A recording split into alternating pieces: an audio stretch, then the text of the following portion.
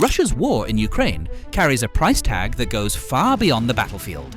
After booming 4.3% in 2024, Russia's economy slowed sharply to just 1.4% growth in the first quarter of 2025, with forecasts for the year cut to barely to 1.5%, a sign of fading momentum. Meanwhile, war spending is exploding. In the first half of 2025 alone, Moscow burned through $94 billion, about $520 million every day, a 31% jump from last year. This surge has blown up the budget deficit to 1.5% of GDP, triple the government's original plan, as weaker oil and gas revenues bite. Behind the headlines of tanks and territory, these numbers reveal the hidden economic costs Russia can't escape.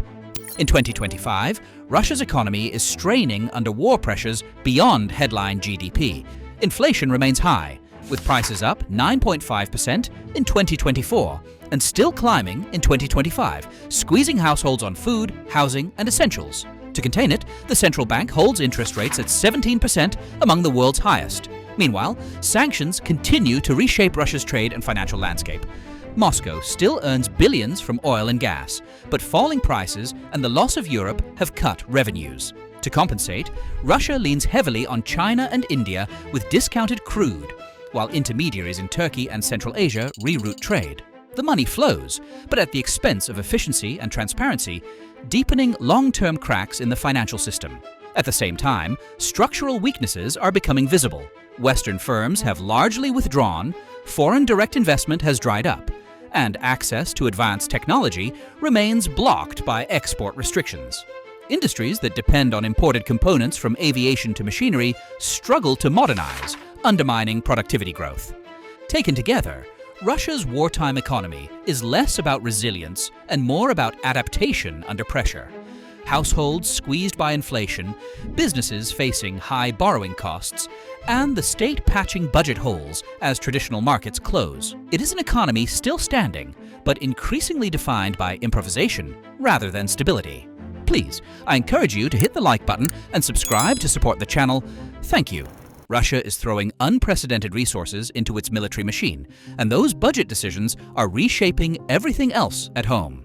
According to SIPRI, in 2024, Russia spent about $149 billion on its military, a leap of 38% over 2023.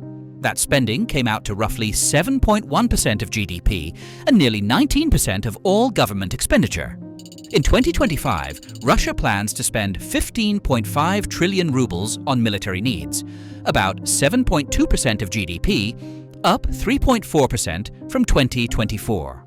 While much is listed under defense, significant war costs are hidden in other categories like security and occupied territories, making the true total less transparent. In the 2025 draft budget, defense and security alone account for nearly 40% of government spending, outpacing allocations for healthcare, education, and infrastructure. Recruitment and personnel costs, including bonuses, allowances, and family support, now run into trillions of rubles, much of it only partially visible in public budget records. With such a large share of public resources going toward military priorities, less remains for social services, public investment, and economic modernization. The state is running on a war footing, where fiscal choices become stark trade-offs. Russia's once reliable energy revenues are weakening.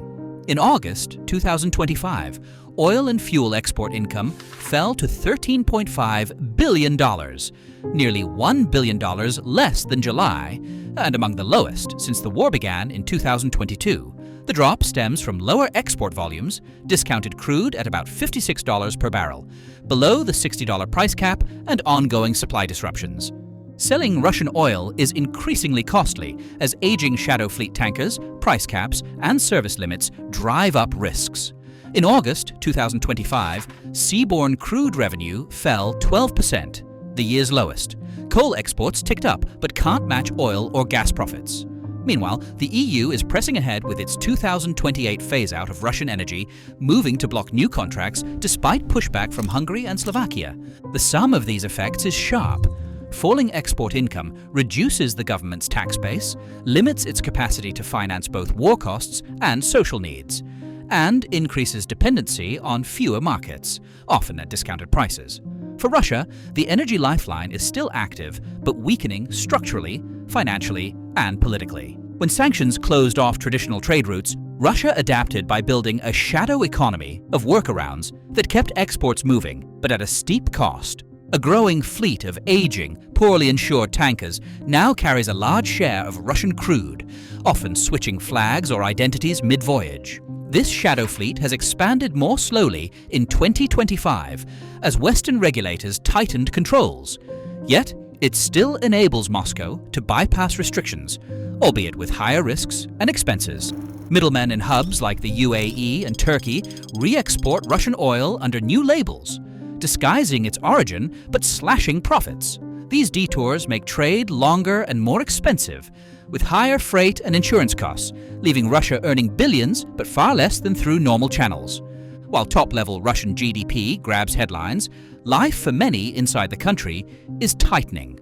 Inflation surged to 9.52% in 2024, up from 7.4% the year before, driving up costs for food, transport, and everyday goods.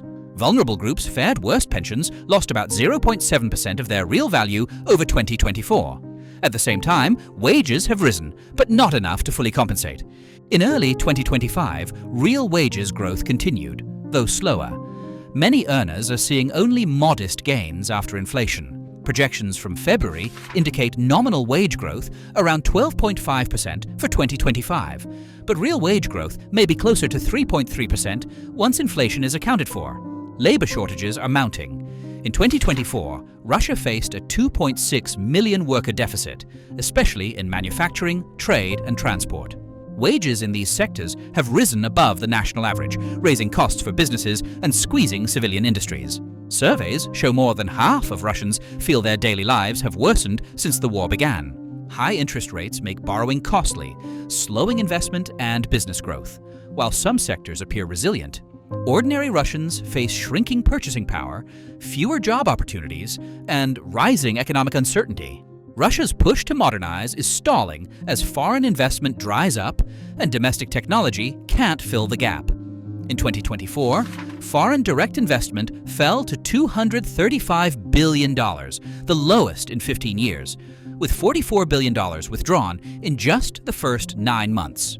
Import substitution efforts are costly and uneven, leaving key industries struggling to replace critical foreign technologies. In IT, just 15 to 20% of companies met government deadlines to adopt domestic systems, while most find local alternatives inferior or incompatible. About 30% turn to Chinese substitutes, though gaps and higher costs remain. Critical sectors like machine tools and electronics still rely on imports, with domestic production often covering less than 2% of needed equipment. Industrial output is stagnating as shortages of imports, weak demand, and costly credit squeeze profitability. Import substitution delivered quick wins, but many sectors now face diminishing returns without access to advanced technology. Russia is stuck in a productivity trap. With foreign investment gone and key technologies blocked, domestic substitutes remain costly and inefficient. Output weakens, costs rise, and resilience shrinks. Wartime spending masks the reality. Chronic inefficiency and underinvestment are setting up long-term economic fragility. Analysts warn that fiscal strain, cheapened energy sales, and lost investment will leave Russia weaker for years. Families face rising prices and shrinking opportunities, while future generations bear the burden of neglected schools, hospitals, and infrastructure. The war may grab headlines, but its deeper cost is quietly reshaping the economy for decades. Thank you for listening. Please subscribe to support the channel. Until the next one, peace.